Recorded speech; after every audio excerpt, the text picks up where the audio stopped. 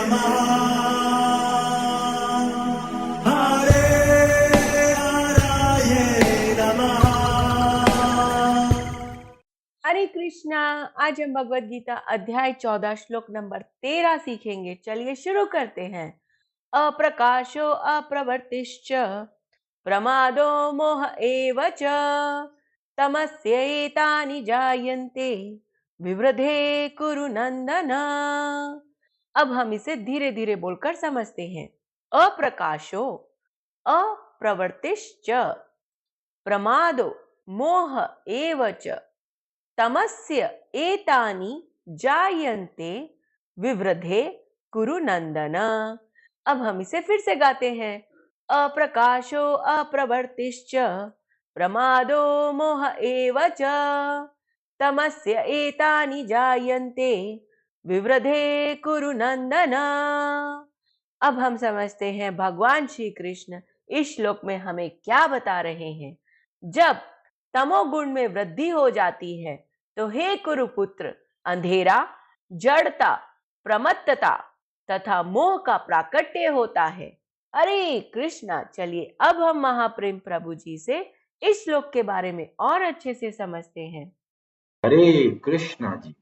भगवान श्री कृष्ण बहुत सुंदर तरीके से हमें बताते हैं कि हमारी समस्या क्या है और फिर बताते हैं उसका समाधान कैसे कर सकते हैं। तो जैसे कोई बीमारी हो जाती है तो बीमारी के लक्षणों का पता किया जाता है कि ये लक्षण है तो ये बीमारी है। जब बीमारी का पता चलता है फिर हमें पता चलता है इस बीमारी को हल कैसे करें। तो भगवान श्री कृष्ण इन 3 श्लोकों में बता रहे हैं बीमारी के लक्षण क्या है। अब कई लोग बोलेंगे अरे हम कौन से बीमार हैं, हम तो स्वस्थ हैं। तो भगवान बताते हैं हम सब एक बीमारी से ग्रसित हैं जिसको बोलते हैं भव रोग।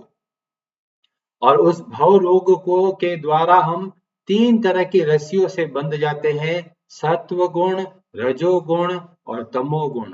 और तमोगुण का लक्षण बताते हुए भगवान श्री कृष्ण बताते हैं अप्रकाशो। प्रकाश का मतलब होता है कि रोशनी। जैसे अगर घर के अंदर रोशनी है तो हमें पता चलता है कौन सी वस्तु कहाँ पर पड़ी है, और अगर लाइट बंद कर दी जाए तो अंधेरा हो जाएगा तो हमें पता ही नहीं चलेगा कि चीजें क्या है और कहाँ पर है।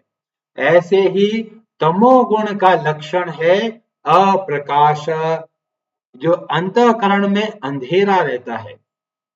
अंधेरा रहने का क्या मतलब है?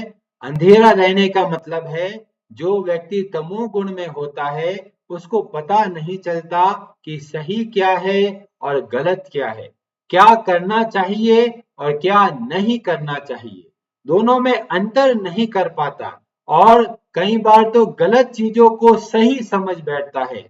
जैसे कि कई बार टीवी में तरह तरह की बातें बताई जाती है, जैसे कि कई लोग सोचते हैं नॉन वेज खाने से बहुत शक्ति मिलती है, तो ये क्या गलत धारणा है।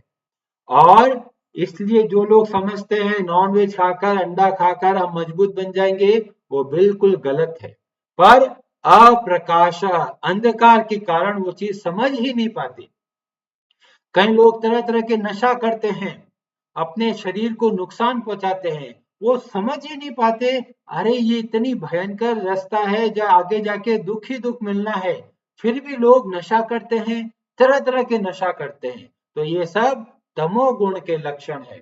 और बताया गया अप्रवृत्तिश्च। अप्रवृत्ति, प्रवृत्ति का मतलब कार्य करना, अप्रवृत्ति का मतलब कार्य नहीं करना। मतलब आलसी जो लोग होते हैं, करता हूं, कल करूंगा, परसों करूंगा, क्या जल्दी है, और ढीला ढीला डाला काम करते हैं, तो ये सब तमोगुण के लक्षण है। और प्रमाद, प्रमाद का मतलब होता है पागलपन। अगर पागल हॉस्पिटल में जाए तो वहां देखते हैं तरह तरह के पागल मिलेंगे।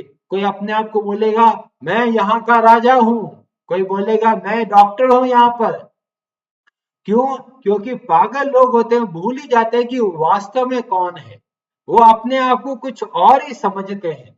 और भगवान की माया इतनी प्रबल है कि हम सब पागल होकर घूम रहे हैं, हमें पता ही नहीं हम कौन है। हम अपने आप को शरीर मानते हैं, हम अपने आप को ब्राह्मण मानते हैं, कोई शूद्र मानता है, कोई वैश्य मानता है, कोई सोचता है मैं बिजनेसमैन हूँ, कोई बोलता है मैं तरह तरह के उपाधियों से युक्त हूँ, मैं ऐसा हूँ, मैं ऐसा हूँ, पर वास्तव में हम भूल ही गए कि हम वास्तव में कौन हैं। और इसलिए जब भूल जाते हैं तो क्या होता है, जो कार्य करते हैं वो सब पागलपन कहलाता है। लोग तरह तरह का पागलपन के नशे में मदमस्त है। कोई सोचता है मैं बहुत बुद्धिमान हूँ, कोई बोलता है अरे मैं तो बहुत सुंदर हूँ, कई लोग सोचता है अरे मैं तो बहुत होशियार हूँ, कई लोग सोचते हैं मैं बहुत अच्छा व्यापार करता हूँ। सबको तरह तरह के नशा लग चुका है और ये बताते हैं ये तमोगुण की वजह से, ये नशे में आकर लोग अपने आप को कुछ और ही समझते हैं। और क्या होता है, मोह। मोह का मतलब होता है भ्रमित रहना। भ्रम रहता, जैसे हमें पता है नहीं चलता कि ये मेरे को कार्य करना चाहिए था या नहीं करना चाहिए था। तो ये सारे के सारे तमोगुण के लक्षण है। तमोगुण में आकर लोग तरह तरह के गलत कार्य करते हैं। उद्धव गीता जो कि श्रीमद् भागवतम का हिस्सा है, वहां पर भी भगवान श्री कृष्ण बहुत सारे इन गुणों के लक्षण बताते हैं और बताते हैं शोक। शोक का मतलब है रोना, चिंता करना, दुखी होना, ये सारे के सारे लक्षण कहलाते हैं तमोगुण के। मोह और निद्रया, निद्रया मतलब बहुत सोना, आलसीपन का जो गुण है वो सब तमोगुण में आता है। और हिंसा, जीवों की हत्या करना, हत्या करवाना, ये सब का सब तमोगुण में आता है। कई लोग बोलते हैं अरे हम तो किसी की हत्या नहीं करवाते। तो आप लोग क्या क्या चीजें काम में लेते हैं उससे पता चलता है। अगर आप चमड़े के बने हुए बेल्ट पहनते हैं, जूते पहनते हैं, या आप ऐसा पर्स लेके घूमते हैं जो चमड़े का बना हुआ होता है, तो मुख्यतः वो जीव हिंसा के अंतर्गत आता है। तो आप सोचिए कि आपका व्यवहार कैसा है।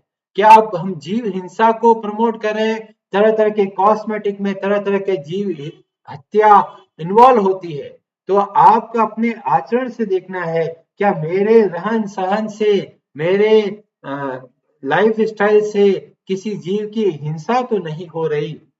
अगर हो रही है तो उससे बाहर निकलिए। और क्या बताया गया, और तमोगुण का लक्षण बताया गया मूढ़म।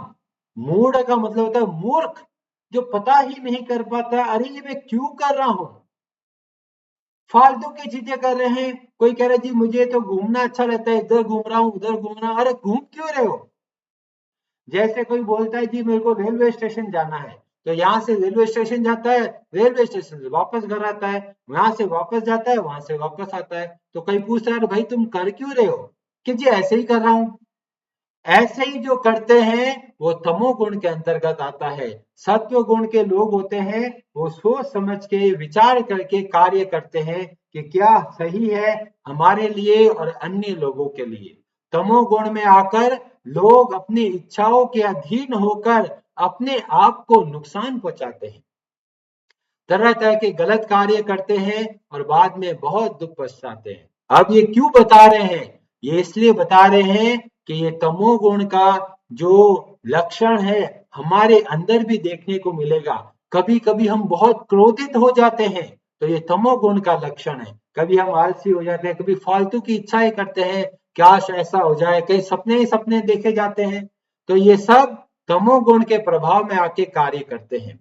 तो हमें इसलिए बताया जा रहा है ताकि हमें पता चले हमारी कमी क्या है, हम गलती कहाँ करते हैं और हमें उससे कैसे बाहर निकलना है। भगवान श्री कृष्ण ने पहले से ही बता दिया ये तीनों गुण कैसे हैं, समय के आधार पर बदलते हैं। तो थोड़ा क्रोध आने लगे, थोड़ा शांत हो जाइए, नुकसान नहीं होगा। पर आप अगर क्रोध आते ही उसी वक्त बोल देते हो तो बहुत भारी नुकसान हो जाता है। समय का प्रभाव है, थोड़ा रुक जाइए, जब भी गलती होने वाली हो तो आप बहुत जगह अच्छे से बच सकते हैं। और अगर आवेश में आकर काम कर जाते हैं तो तुरंत बाहर निकलने का प्रयास करें। और अगर ऐसा नहीं हो तो अगली बार के लिए प्रयास करें, अरे मेरे से ये गलती हो गई, कम से कम अगली बार मुझे इस बात का ध्यान रखना है। बहुत लोग आलसी होते हैं, अरे कथा सुनेंगे, कल सुनेंगे, परसों सुनेंगे, आज ठंड बहुत है, आज बारिश हो रही है, आज गर्मी बहुत है, आज तरह तरह के कारण बताते हैं, सोचते हैं उठेंगे उठेंगे, करेंगे करेंगे। पर जब हमें शास्त्र बताते हैं तो हमें चाहिए कि तुरंत कार्य करना है, जो वास्तव में हमें आगे बढ़ाए, ऐसे कार्य हमें सदैव करना है और उत्साह के साथ में करना है। जो जो भक्ति के कार्य है, भक्ति के नियम है, उन सब को हमें अच्छे से करना है। बॉलीवुड ने हमको बहुत धोखा दिया है। बॉलीवुड बोलता है दिल तो पागल है, दिल तो दीवाना है, पर हमें दिल के इस मन के अधीन रह के नहीं कार्य करना है। हमें सोच समझ के कार्य करना है कि क्या हमारे लिए अच्छा है, क्या बाकी लोगों के लिए अच्छा है। अगर कोई व्यक्ति घोड़े पे बैठा है और घोड़े की लगाम को नहीं कंट्रोल करेगा तो घोड़ा क्या करेगा, कभी इधर जाएगा कभी उधर जाएगा। उसको क्या चाहिए, उसको घास चाहिए, तो जहां जहां घास दिखेगी वहां वहां भागता चला जाएगा, तो ऐसे जगह घूमता रहेगा। तो जो घोड़े पे बैठा है वो कभी भी अपने जो डेस्टिनेशन है वहां तक नहीं पहुंच पाएगा। तो हम भी अगर अपने मन के वश में होकर कार्य करते हैं तो हम भी अपने मन के घोड़े पे बैठकर कभी इधर जाते हैं कभी उधर जाते हैं, कभी ये करते हैं कभी वो करते हैं। हमें पता ही नहीं चल पाएगा कि हमारे इस जीवन का लक्ष्य क्या है। तो भगवत गीता के ज्ञान के द्वारा हमें पता चलता है कि वास्तव में हम गलती कहाँ कर रहे हैं। अब कई लोग बोलेंगे अरे जी लाचार हैं जी हम, तो क्या करें। तो हमें शास्त्र बताता है भक्तों का संग करे। प्रभुपाद जी इस्कॉन के फाउंडर आचार्य जब अमेरिका गए तो वहां पर एक अलग तरह की दुनिया है। वहां पर उस वक्त हिप्पी कल्चर था। हिप्पी का मतलब तरह तरह के नशा करते थे, गंदगी में रहते थे, ना कोई नहाते थे, बाल बढ़ा के दाढ़ी बढ़ाकर बस ऐसे ही घूमते थे, समय व्यर्थ करते थे। और प्रभुपाद जी के संग में आकर वो सब बहुत बड़े शुद्ध भक्त बन गए, जो नहाने का काम ही नहीं था। अब प्रभुपाद जी के संग में आकर सुबह 4 बजे ठंडे पानी से नहाकर और भगवान के नामों का जप करने लग गए। जो तरह तरह के नशा करते थे वो सब नशों से बाहर निकल गए। तो ये प्रभाव पड़ता है भक्तों के संग का।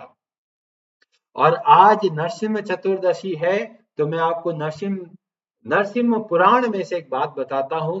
नरसिंह पुराण में वर्णन मिलता है कि बहुत लोग जो पापी होते हैं, तमोगुण में भरे होते हैं, वो बहुत दुख पाते हैं। और खासकर नरकों का वर्णन मिलता है और नरक में बहुत जीव दुख पा रहे होते हैं। उस समय यमराज और यमदूतों के बीच में बातचीत हो रही होती है और यमराज कुछ बताते हैं और ऐसा बता रहे हैं ताकि नरक के जीव उसे सुन सके। और वो क्या बोलते हैं, यमराज बताते हैं। और यमराज बोलते हैं मैं जो बता रहा हूं वो वास्तव में भगवान श्री हरि बताते हैं देव ऋषि नारद जी को। और क्या बताते हैं, अब भगवान श्री हरि बोल रहे हैं देव ऋषि नारद को और वो बोलते हैं हे कृष्ण कृष्ण कृष्णेति यो माम स्मरति नित्यशः। जो कृष्ण कृष्ण करते हुए निरंतर मेरा स्मरण करते हैं तो क्या होता है उनका, जलम भित्वा यथा पद्म, जैसे एक सरोवर में से कमल बाहर निकलता है और गीला नहीं होता, ऐसे ही मैं मतलब भगवान श्री कृष्ण बोलते हैं नरक उद्धार्य अहम। जो नरक में चले जाते हैं मैं उनका उद्धार करता हूं। मतलब जो कितना ही बड़ा पापी हो पर अगर भगवान के नामों का जप करता है, भगवान का स्मरण करता है तो सारे पापों से तर जाता है। और इसीलिए हमें चाहिए हर रोज नियम से भगवान के नामों का जप करना। और भगवान आगे बताते हैं पुंडरीकाक्ष देवेश नरसिंह त्रिविक्रमा त्वाम अहम शरणम प्राप्त इति यस्तम समुद्धरे। जो भगवान के शरण में जाते हैं तो भगवान उसको बहुत आश्वासन देते हैं कि तुम चिंता मत करो, मेरी शरण में आ जाते हो तो तुम्हें किसी प्रकार का भय करने की कोई आवश्यकता नहीं। भगवान श्री राम भी यही वचन देते हैं जो वाल्मीकि रामायण में वर्णन मिलता है। भगवान श्री राम जब विभीषण को शरण देते हैं तब बोलते हैं कि जो एक बार भी बोल देता है हे भगवान मैं आपका हूं, तो भगवान बोलते हैं मैं उसको अभय दे देता हूं, मैं कभी उसका जो त्याग नहीं करता। तो भगवान सदैव तैयार बैठे हैं हमारे लिए, पर हम ही आलस कर जाते हैं, सोचते हैं हम अपने बलबूते पर अपनी बुरी आदतों से बाहर निकलेंगे। नहीं निकल सकते। बुरी आदतों से बाहर निकलना है तो आपको भगवान के नामों का सहारा लेना पड़ेगा। आप अच्छे से भगवान के नामों का जप कीजिए, आप खुद देखेंगे कि कितना भारी अंतर आ जाता है, बदलाव आ जाता है। जैसे कि जिसके व्यक्ति के मन में बहुत क्रोध आता है, आप देखेंगे कि धीमे धीमे क्रोध कम होने लगा है। तो ये सारे सद्गुण प्रकट होते हैं जब हम भगवान के नामों का जप करते हैं। इसलिए आप सबसे निवेदन है, आप बहुत अच्छे से भगवान के नामों का जप कीजिए, हर रोज जप कीजिए, नियम से जप कीजिए। हरे कृष्णा जी। आप सबका बहुत बहुत धन्यवाद। हरे हराये नमः।